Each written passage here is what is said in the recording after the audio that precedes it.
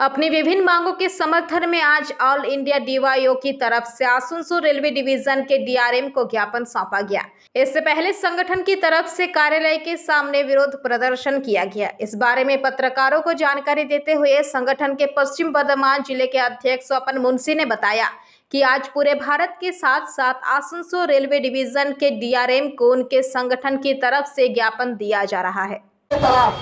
अपेक्षा करे आस्ते आस्ते बड़ बड़ व्यवसायीদের হাতে ছেড়ে দেওয়া সেটাই আপনাকে থাকতে গেলে অপেক্ষা করতে হবে।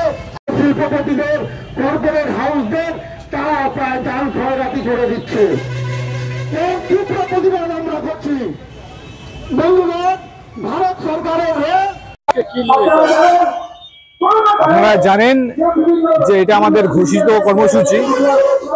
আমাদের যে যুব সংগঠন অল ইন্ডিয়া ডিআইও তার পক্ষ থেকে কলকাতা, শিলিগুড়ি, মালদা এবং আসানসোল এই 4টে ডিভিশনে ডিআরএম এর কাছে বিক্ষোভ ডেপুটেশনের কর্মসূচি নেওয়া হয়েছে এবং এইটা সারা ভারতবর্ষ জুড়েই চলছে।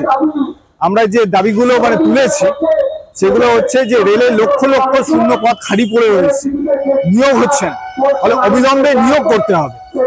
রেলের রক্ষণাবেক্ষণ সম্ভব নয় যদি না নিয়োগ করে, সেটা ইমিডিয়েট। এছাড়া ঘন ঘন রেল দুর্ঘটনা ঘটছে, বহু মানুষ মারা যাচ্ছে, সাধারণ মানুষ। ফলে এই দুর্ঘটনা প্রতিরোধে রেল দপ্তরকে কার্যকরী ভূমিকা নিতে হবে। যাত্রী স্বাচ্ছন্দ্যের ক্ষেত্রেও তাই, মানুষজন টিকিট কেটে তারা ভ্রমণ করে, ফলে যাত্রী স্বাচ্ছন্দ্যের ক্ষেত্রেও কার্যকরী ভূমিকা নিতে হবে। এছাড়া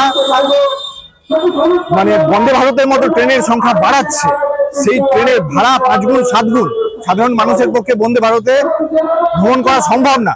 ফলে আমরা দাবি করছি যে সেকেন্ড ক্লাস স্লিপার এবং আনরিজার্ভ কম্পার্টমেন্ট, অসংরক্ষিত কামরা বাড়াতে হবে। এছাড়া সিনিয়র সিটিজেনদের ক্ষেত্রে যে কনসেশন তারা পেতেন সেগুলো তুলে দিয়েছে করোনার সময় থেকে, সেই ব্যবস্থা চালু করতে হবে। এই সমস্ত দাবি নিয়ে আমাদের আজকে ডিআরএম এর কাছে বিক্ষোভ ডেপুটেশনের কর্মসূচি আমাদের রয়েছে।